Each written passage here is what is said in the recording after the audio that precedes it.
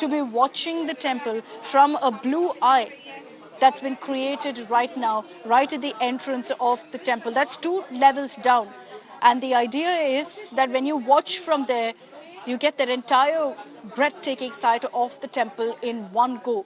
So from there, once he sees that, he'll make his way forward, walk up the stairs to the first level where I'm at, and here the Prime Minister will walk along this entire area that's been created almost like a ghat to ensure that, when he's walking by, they get a sense of the kind of divinity, they get the kind of divinity that you would get visiting a temple by the Ghats of the Varanasi. So that's the messaging.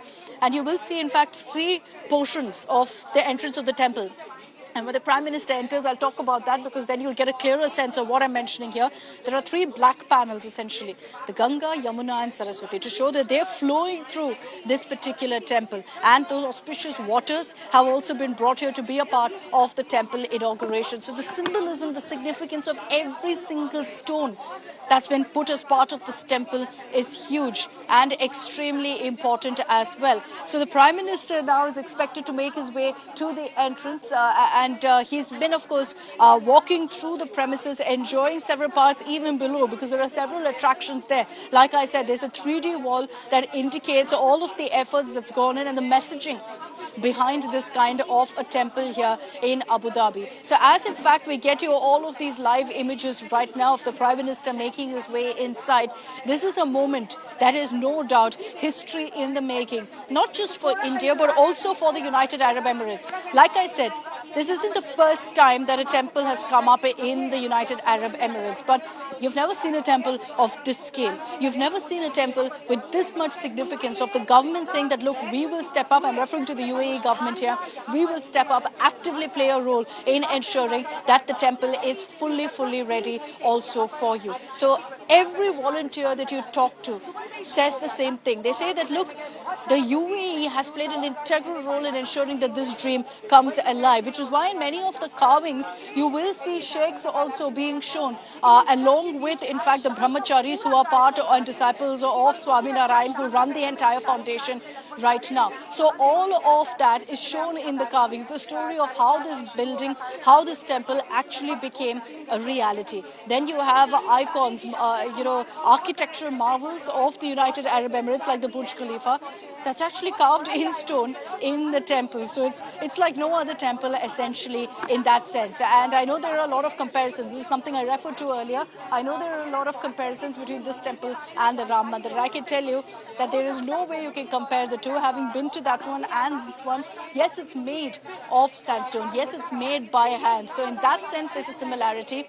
But beyond that, really, you will see that it's completely vastly different. For example, this particular temple has 7 idols inside, 7 different idols that people can come and worship. The idea is to get people from the north, south, east and west of India. And I'm sure everyone who's watching this broadcast right now is also planning, figuring out when they should come and visit this temple. And for, of course, the Indian diaspora here, we're talking about a 3.5 million strong Indian diaspora based in the UAE. And imagine that with such a strong, with such a big Indian diaspora population for 34 years, till 2015, you didn't have an Indian Prime Minister who actually came down to the UAE to better ties. And that's why from 2015 to 2024, the fact that you've seen this massive focus on bettering India-UAE ties has translated to what you see next to me, to this very building here, to this temple. So it's indicative really of diplomacy. It's indicative of bettering relations between two countries. It's also importantly indicative of harmony, which is the message that they want to constantly send out, both India and UAE. So much so that the United Arab Emirates, a delegation, in fact, of the government is actually accompanying the Prime Minister to this temple. So they're also going to be here. They're going to be walking up with the Prime Minister. They're going to be admiring the beautiful sights and sounds here of Abu Dhabi. It's in the midst of a desert essentially, because you have between Abu Dhabi and Dubai this particular temple that's come up. So from the city center, it's about 30 minutes away. But once you come here, there's a sense of tranquil peace, because just a few years ago, you speak to anyone here and you see all of the videos of the making of this temple. Before this was literally the middle of nowhere, a complete desert and nothing else. There's no development, no structures, and now this entire area has in fact got a messaging and got this sign of being a harmony street. You have in fact a South Indian parish church right opposite this very temple. So the idea is, you have a synagogue also, by the way, on this entire lane. So the idea is for the UAE also to send out a message of tolerance, to send out a message that in a Muslim nation there is a place for this massive Indian diaspora of all faiths, of all cultures, of all traditions to really come together and to be accepted as family here. And that is a message that the Prime Minister also referred to earlier. You had the Prime Minister yesterday at the Airline Modi event, where you had 40,000 people attending, speaking about this very temple, saying again what we've been talking about, recognizing the fact that the United Arab Emirates has played a big role in bringing this moment to life.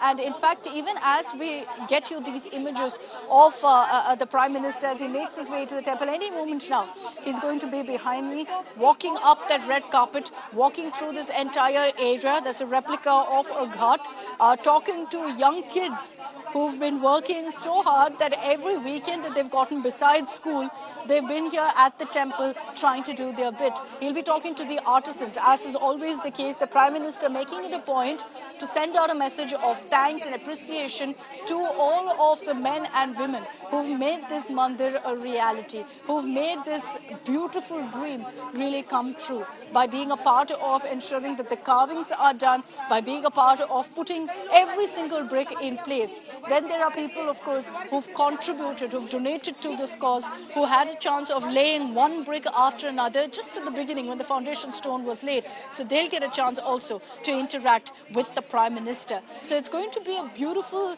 a ceremony, very fitting, truly, for the Babs Hindu Mandir, because like I've said, it's all about the symbolism. It's all about the significance, and that's exactly what the Prime Minister is also focusing on when he is a part of this entire, this entire inauguration of the temple. We can tell you also that the Pran Pratishtha has also taken place from this morning. You've had pujas by the brahmacharis happening within the temple complex. The main idol is of the Swami Narayanji, which is usually the case. If you visited the Akshardham temple in Delhi or any of the other Baps mandirs, there are about 100 of them across the world. In each of their cases, you will see, in fact, that the main idol is that of the Swami Narayanji, which is the case here too. But you've got almost 6 other idols also that have been put here in this particular part. So as we continue, of course, getting you all of those updates, and we'll show you also as soon as the Prime Minister arrives here along this red carpet and comes into this particular area. It's going to be a huge moment for BAPS volunteers as well, who've had a big role to play in this moment coming alive. You can hear the music around me. Everyone's waiting with anticipation